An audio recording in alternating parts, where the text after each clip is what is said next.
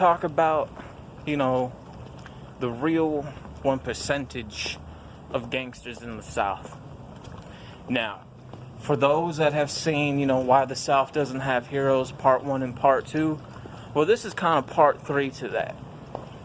So, you take 99% of the South that claims to be gangsters, that claims to be hustlers, dope dealers, being real. That 99% ain't about it. That 99% are people that front, false claim, pump fake, people who are pretty much bums, who do drugs, and who fantasize about a life that they don't live, and people who pretend to be characters who they ain't. And a good majority of them are quote-unquote snitches. Yeah, you have that. People like Buck, Boosie, to name a few, down here in the South, who definitely did a lot of talking in the federal system. So you have that. Now, you take that last 1%, that last 1%, or the people that was about it, they were the people that made it seem like there was a lot of killings, a lot of shootings, a lot of drugs moving in and out. They were the ones. But then you take that half of that 1% away, and the ones who were left are the ones that made it feel like it was the 80s and Queens and in Brooklyn's and Bronx, New York, down here in the South. When it came to hustling, you had that half 1% of hustlers that did hustle to the 99% of the crackheads to get high. You take that small 1% that was left who were about busting guns, who shot at the 99% of those that claimed to be about it who weren't. You take half that 1% where you heard about people dumping people in the river. Well, a little bit of that was inside of the town, but a good majority of that was outside of the town that came from people who were outsiders to get rid of somebody. Or it was people committing suicide, right? So that was that. And then you take that half, that 1% who try to teach those about, okay, when you get money, this is what you should do with it rather than what you want to do with it. Who did try to be teachers, who did try to look out for others. The small 1% are the people that ended up getting set up by the 99% of people who were jealous. People who wanted the money makers out the picture so they can get some money, and when they did, they spent it on rims, jewelry, clothes, drugs, and on the club, rather than taking care of bills, their children, and keeping food in the house. Then, the definition of keep it real is being out for oneself. In other words, you know, I'm out for me. I'm out to get money for me. I'm not out to look out for my group or for anybody else to get money for them, but to get money for me. I'm out for myself, right? I'm here to keep it real with me, but not with you or the group. If I don't like you getting money, I'm going to be out to get you out the picture so I can get some more money. That right there is also considered the definition of being real gangster, a real G. So I can be looked up as the hero, but I'm not here to look out for everyone else. If you can't handle your own self, if you can't manage to make money, then don't come to me, because I'm not going to help you. Keeping it real of that half or 1% is you fucking my girlfriend or my baby mama, and me also fucking your girlfriend and your baby mama, but doing it bare raw and just not pulling out. So if your girl gets pregnant, I'm gonna make her and make you think that it's your child. So even though you're raising my child, which saves me money on child support. That right there, definition of being a real gangster, being a real nigga. That is that small 0.5% that are really about it, who are now pretty much gone. I come from that. I come from the places that you heard stories about, like Green Hills Projects, Lee Drive, original West 7th Street, Nashville Highway, or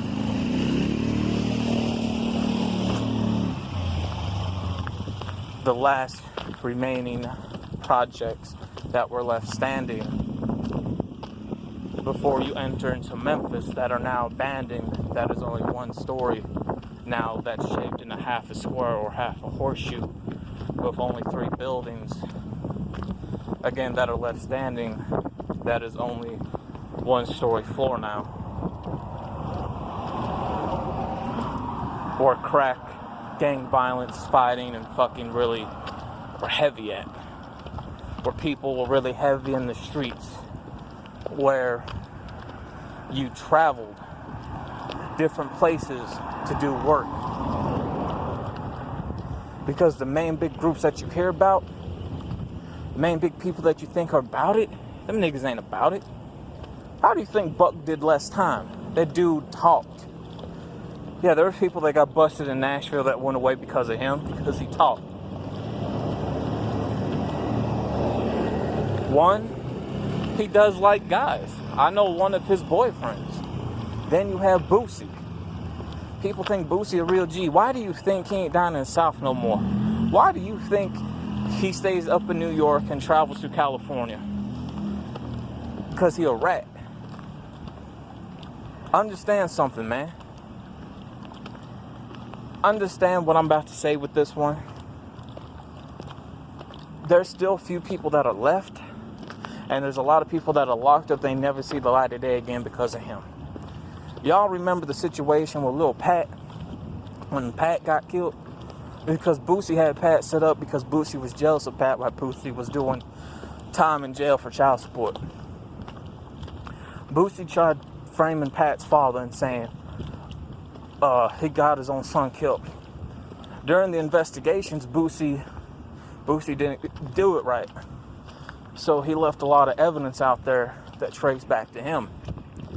Well, once he got convicted of murder, he gave out a good majority of the West Side and East Side Bloods from Louisiana to Georgia that traveled through Middle Tennessee into Nashville. It's a big bust that no one heard about because a lot of things in the South go unnoticed, but he talked. And a good majority of those people were my people. Yeah. There was a whole conversation and stuff being posted about it, along with documentations of proof between me and 3 other people. I wish there were screenshots back then, but there wasn't. And I don't have that old Facebook page anymore because I got disabled because people were reporting my gaming videos or stealing my videos from me. So there's that. Well, another part that plays a role into it, guess what? The people who he got busted, they ain't seen a lot of day again. So their family members, they don't care about money. They want Boosie dead. So if they see him down here, if he ever tries to travel through certain places, trying to be sneaky about it, he'll get dealt with.